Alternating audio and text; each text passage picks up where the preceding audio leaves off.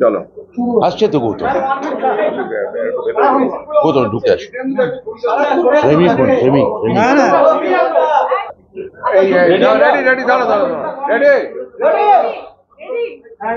আজকে division bench তারা কিন্তু সিঙ্গেল বেঞ্চে যে রায় ছিল 32,000 চাকরি বাতিল, সেই মামলাকে খারিজ করে দিল, সেই রায়কে খারিজ করে দিল। তারা স্কুলে পড়াবেন। আপনি একটা টুইটও করেছেন, কি বলবেন? না, আমি তো আমার ইতিমধ্যে আমার প্রতিক্রিয়া সমাজ মাধ্যমে জানিয়েছি। আমি প্রথমেই মহামান্য আদালত তাদের ধন্যবাদ জানাবো। আমি কৃতজ্ঞতা জানাবো মাননীয় মুখ্যমন্ত্রীকে, যিনি সবসময় আমার এবং প্রাথমিক শিক্ষা পর্ষদের সঙ্গে ছিলেন, এবং আমরা যাতে এই কেসটা ঠিকভাবে লড়ে আমাদের 32,000 শিক্ষকের এবং তাদের পরিবারের মুখে হাসি ফোটাতে পারি। আমরা নিরন্তর গত 5 মাস ধরে এই কেসের পেছনে আমরা মগজমারি করে গেছি। আজকে তার এক ধরনের ফলাফল এসছে আপনাদের সামনে, আমাদের সবার সামনে, এবং আমি অবশ্যই অভিনন্দন জানাবো। আমার সঙ্গে দাঁড়িয়ে আছেন শ্রী গৌতম পাল, প্রাথমিক শিক্ষা পর্ষদের তিনি প্রেসিডেন্ট। আজকের এই জয় প্রমাণ করে দিল যে এই সরকার, মাননীয় মুখ্যমন্ত্রী সবসময় শিক্ষকদের পাশে ছিলেন, আছেন এবং থাকবেন। সত্যের জয় হলো। অভিজিৎ গঙ্গোপাধ্যায়ের দেখুন, আমি এইখানে দাঁড়িয়ে মন্ত্রকের তরফ থেকে মহামান্য বিচারপতি সিঙ্গেল বেঞ্চে কি রায় দিয়েছেন সেটা নিয়ে আমি কোনো অবজারভেশন দেবো না, কিন্তু একটু পরে আমার পার্টি অফিস থেকে এই নিয়ে আমার একটা প্রেস কনফারেন্স হওয়ার কথা, ঠিক এর পরে, তখন এটা নিয়ে আমি বিস্তারিতভাবে বলতে পারবো। তবে এইটুকু আমি বলতে পারি যে আজকে ডিভিশন বেঞ্চের মাননীয় মহামান্য বিচারপতি যে রায় দিয়েছেন তার অবজারভেশনে একটা জায়গা বলেছেন যে আমরা কেউ মধ্যযুগের নাইট নই যে চিরস্থান পড়ে সমাজের ভালো মন্দ খুঁজতে বেরোবো। তো আমার মনে হয় যিনি পরবর্তী ক্ষেত্রে একটি রাজনৈতিক দলের নেতা হয়েছেন, তিনি আগে বিচারপতি ছিলেন, তিনি পরে নেতা হতেই পারেন, কিন্তু তার সেই মনোভাব বায়াস ছিল কিনা বা রাজনৈতিক পক্ষপাতযুক্ত ছিল কিনা তা নিশ্চয়ই সবাই বিচার করবেন। আর এটা আমি আগের দিনও আপনাদের বলেছি যে বিচারক পাল্টাতে পারেন, বিচারের রায়ও বদলাতে পারে, আইন সমান থাকে। এবং সমস্ত বিচারকের, আমি মনে করি না মাননীয় সম্মানীয় বিচারকদের, তারা নিরপেক্ষ এবং নির্মোহী হন আইনের ক্ষেত্রে, এবং সবার যে রাজনৈতিক পক্ষপাত বা অভিসন্ধি থাকে বা উদ্দেশ্য থাকে, এটা আমার মনে হয় না, কোনোদিন আগেও মনে হতো না, এখনো মনে হয় না।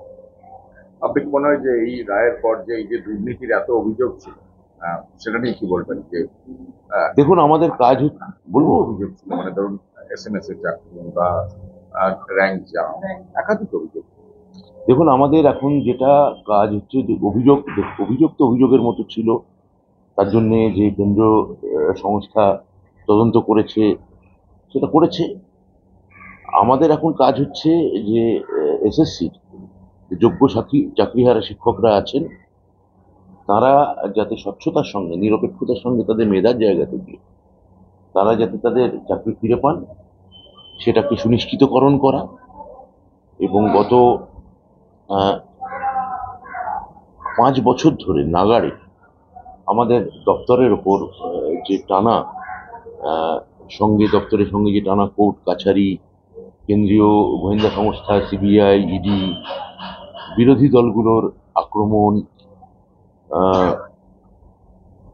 গণমাধ্যমের একাংশের আক্রমণ, ডিজিটাল একটা বড় অংশের আক্রমণ, এগুলো নিয়ে যে গত 5 বছর ধরে আমরা প্রায় ঘাড়ের ওপর নিয়ে আমরা এটা কাজ করেছি। আমরা যদি এখন এই প্রাথমিকের পর SSCর যারা যোগ্য চাকরিহারা তাদের হাতে আবার অ্যাপয়েন্টমেন্ট লেটার তুলে দিতে পারি, তাহলে নিশ্চিন্ত মনে আমার মনে হয় যে আমাদের 5 বছরের একটা বৃত্ত সম্পূর্ণ হবে। এটা হচ্ছে প্রথম কথা।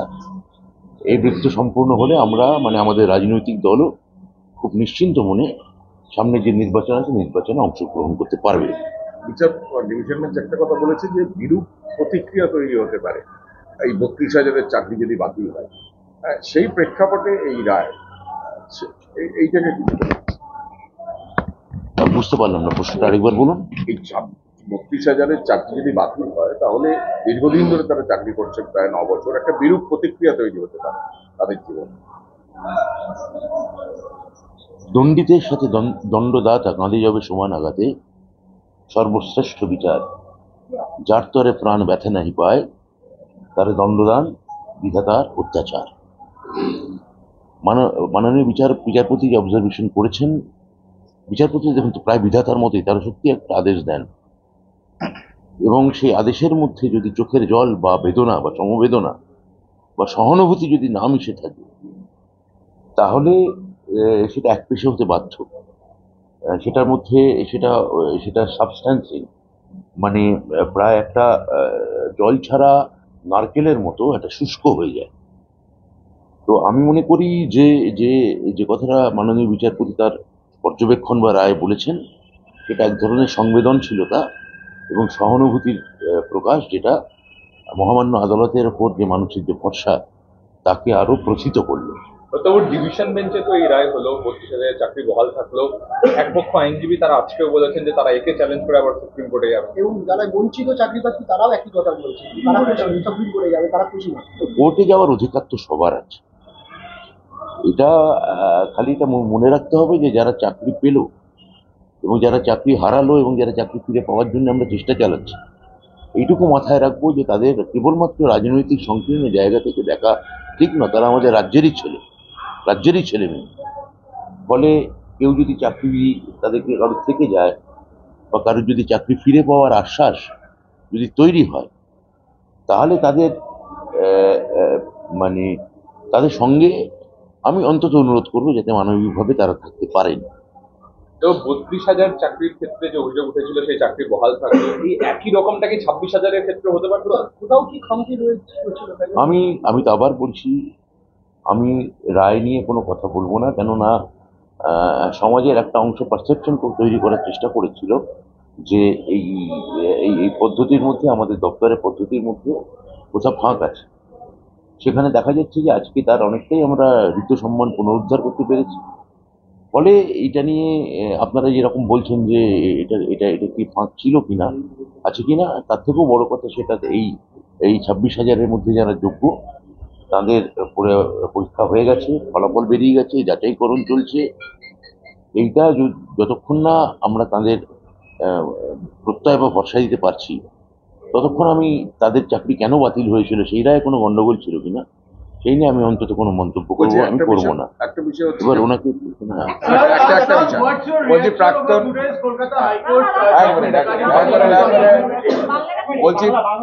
বলছি যে এই অতীত দেখা গেছে যে প্রাক্তন শিক্ষামন্ত্রীর জেল যাত্রা হয়েছে, প্রাথমিক শিক্ষা পর্ষদের সভাপতি তার জেল যাত্রা হয়েছে, অনেক দুর্নীতির অভিযোগ উঠেছে। আজকে যারা বঞ্চিত চাকরি প্রার্থী তারা প্রশ্ন তুলছেন, তারা দুর্নীতির শিকার হয়েছেন। এই অর্ডারের পর এইগুলো কি তাহলে মিথ্যে হয়ে গেল? মানে এটা তো মিথ্যে হলো।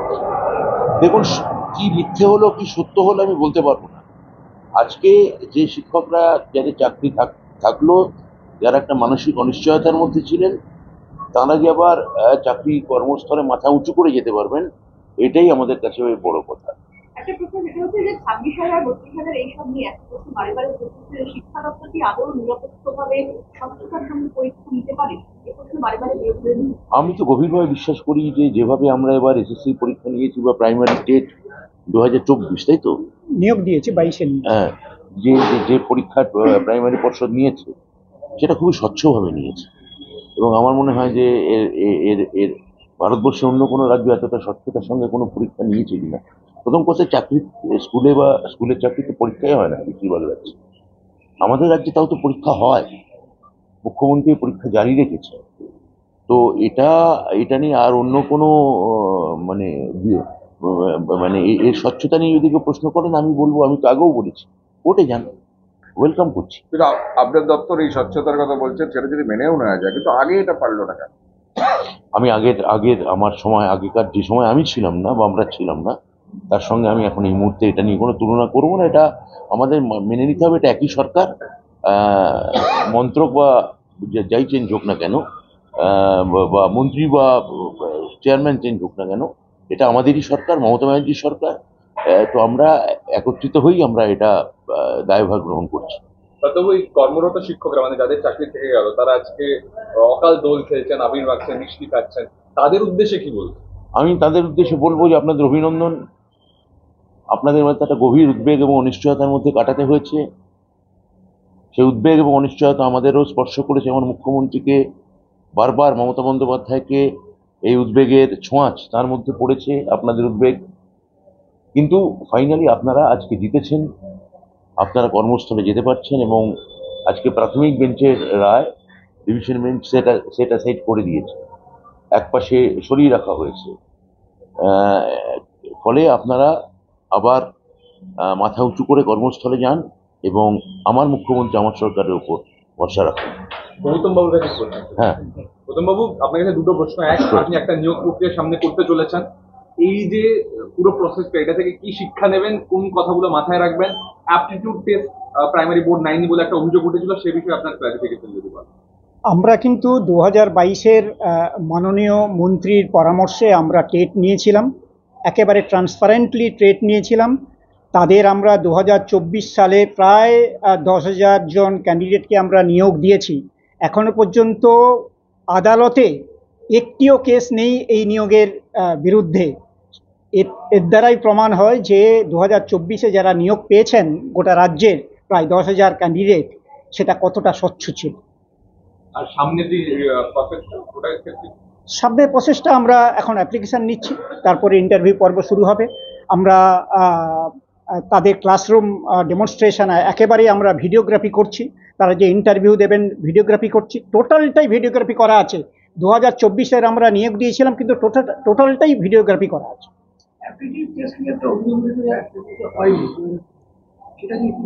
না, আজকে মাননীয় হাইকোর্ট ডিভিশন বেঞ্চ আজকে ক্লিয়ারলি বলেছেন যে অ্যাপটিটিউড টেস্ট যে নেওয়া হয়নি, যেটা প্রমাণ উপস্থাপিত করা হয়েছে, সেটা যথোপযুক্ত নয়। আমরা প্রমাণ দিয়েছিলাম যে অ্যাপটিটিউড টেস্ট নেওয়া হয়েছে, সেটা মাননীয় বিচারপতি ডিভিশন বেঞ্চ, মাননীয় আদালত সেটা মেনে নিয়েছেন। বলছি, আপনার সময় কোনো অভিযোগ হচ্ছে না, কিন্তু আপনার আগে এই পর্ষদে এত অভিযোগ, যার ফলে প্রায় দুটো মিলিয়ে প্রায় 58,000 চাকরি বাতিল হয়েছে। আজকে যদিও সেটা খারিজ হয়েছে, কিন্তু এটা হলো কেন? মানে মানে কি খামতি ছিল যেটা আপনি দূর করেছেন এখন? না, এটা মাননীয় মন্ত্রী একটু আগেই বললেন। 2016 সালে মাননীয় মন্ত্রী ছিলেন না, কিন্তু মন্ত্রক ছিল, আমিও ছিলাম না, কিন্তু 2016 সালে 42,627 জন চাকরি পেয়েছিলেন।